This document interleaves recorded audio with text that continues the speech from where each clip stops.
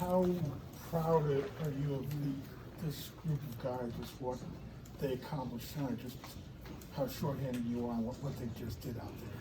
Yeah, I think that's, I didn't know if we could win just because, I knew we were gonna struggle scoring at times, but I knew on Monday after practice that this team was still gonna be as good as I thought they were gonna be. We watched film for 2.5 hours and we practiced for an hour and a half. And, after the practice, I kind of said, I was looking to see how they were gonna bounce back, and they were honest in the film, and we were all talked about things that were going on in the film, and then it was we had 3 days of our best practice we've had all year, and they proved to me that they weren't going to hang their heads, they weren't going to worry about anything, and they showed up and they played great defensively. Kevin, what do you think of the way Quincy McKnight answered the bell? I think Quincy's answered the bell since he stepped on campus, so I'm not worried about Q, and I knew Q was smart enough to be able to handle sliding over position and learning a new position in a couple days. He's got a great basketball IQ. Your two shot blockers were outstanding tonight. Have you seen a display like that in shot blocking? Yeah, I think it was great because we were able to be much more aggressive full court. Obviously not having Miles changes to what you can do offensively, but we were able to be a little bit more aggressive defensively, even more than we have in the past, because now you beat them, you got those two guys down, and I thought Rowe was fantastic in the first half, and I thought Ike was great in the second half. Kevin, Quincy said you guys just FaceTime with Miles a little bit. Can you just talk about what you guys said to him, what he said? I told him to turn off the lights. He's jumping all around. He's not supposed to be jumping around. He did most of the talking. He just said how proud he was and how much he missed us, and then I yelled at him because he's supposed to be in a dark room, not doing anything, and he's not doing it.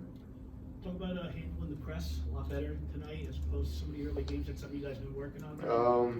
We didn't handle it great, but we handled a little bit better. It's just something that we gotta continue to work on. It's obviously we didn't handle the Oregon game overly well, but I thought guys had a better understanding of what we're doing. We just gotta get a little better. Kevin, you mentioned you weren't worried about you moving over to playing off the ball, but how impressed were you with Anthony in his first start of the year answering the bell for 3 points? I thought Anthony was exactly what I've been envisioning what Ant would be. Is someone that I can give the ball to, and he can make plays. Off misses, I thought he was great with the tempo, and I thought Ant was really good with the fact that we wanted to use a lot of clock. Like I wasn't going to be worried if we had 3 or 4 shot clock violations. We couldn't get in a ping pong match with them. They're too good. So he understood that we were going to start offense with 18 seconds on the shot clock, and we were going to get a lot of shots with 2 or 3 seconds. And I thought he managed that tremendously.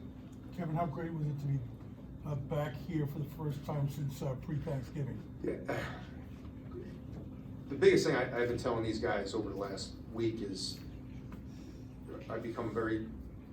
I'm not emotional anymore. I deal with reality, and I said we played at Iowa State in front of 15,000 people and lost our second best player 3 minutes in a game, and then we went and played our rival game without our second best player and lost an All-American technically 3 minutes in the game and played 4 on 5 for about 12 of those minutes. I said the reality situation is we've had a brutal schedule. We haven't had a whole lot of home games. We played some of the least home games of anybody else. And I said, where we are and who we are, I said, we're still that team that was at the beginning of the season. I said, we just played a lot harder schedule than everybody else. And it was great being at home because we played great defense at Iowa State. I think they had 2 points in the first 7 minutes, 8 minutes of the game, but we had 5. And when you're on the road, eventually, if you're not scoring and you're playing great defense, eventually a guy like Halliburton or somebody, Geo Baker is going to make shots and they're going to break your back. And that's kind of what happened. I thought the crowd really kind of helped us overcome some of our offensive struggles.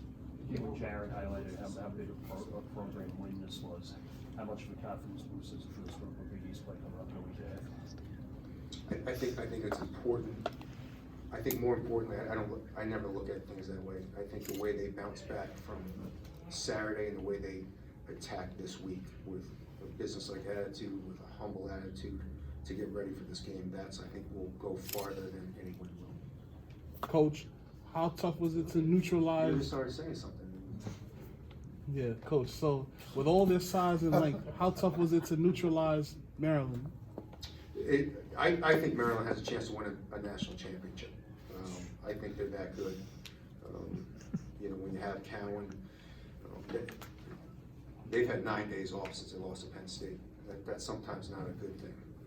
And then going on the road, they've been back-to-back road games. I think you get them on a neutral floor with that talent, the way they shoot it. I think Wiggins will eventually not. I mean, I think he's one of the best shooters I've seen. I think they're that good. So I thought switching up defenses and being a little bit aggressive kind of kept them off balance. I thought that was key. Coach, can you talk about the reside pressure and the ball pressure on the perimeter? Yeah, I mean, I thought Q and Amp were really pivotal in just keeping them off balance. You know, we put 3 or 4 guys on Cowan, who I think is tremendous. And I thought that, you know, again, when you can switch guys, you don't get the same guy all the time, and you're switching defenses, you can kind of get a guy like Cowan maybe a little bit off balance. And how are Miles' spirits? Miles is doing great. You know, we used the term out indefinitely because I didn't want to put a timeline on it because it's going to be a while. There is no, he won't be back Sunday. He'll probably not be back for DePaul.